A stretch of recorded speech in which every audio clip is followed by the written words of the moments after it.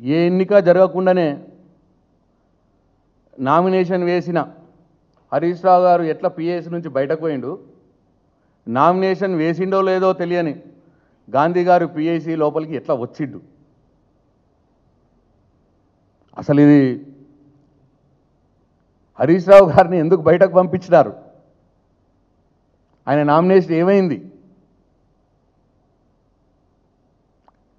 ఇంత అన్యాయంగా ఇంత బుల్డోజింగ్గా హరీష్ రావు గారు ఉంటే మీకు ఏంది భయం, పిఎస్సిలో హరీష్ రావు గారు ఉంటే మీకేంటి భయం, మీ దొంగ పనులని మేము చేసేది ఏం చేస్తాం, మీరేమన్నా పనులల్లో ఖర్చు పెట్టిన దాంట్లో తప్పొప్పులు ఉంటే దాన్ని ఎత్తి చూపి సలహాలు సూచనలు ఇస్తూ అసెంబ్లీకి నివేదిక ఇస్తాం.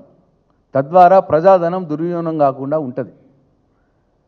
హరీష్ రావు గారు కావచ్చు, నేను కావచ్చు, గంగుల కమలాకర్ కావచ్చు, బీఆర్ఎస్ పార్టీ నుంచి మేము పిఎస్సిలో ఉంటే, ఒకవేళ హరీష్ రావు గారు చైర్మన్గా ఉంటే ఏం చేస్తాం, ప్రజాధనాన్ని దుర్వినియోగం పరచకుండా కాపాడుతాం. మేము చేసేది అదే.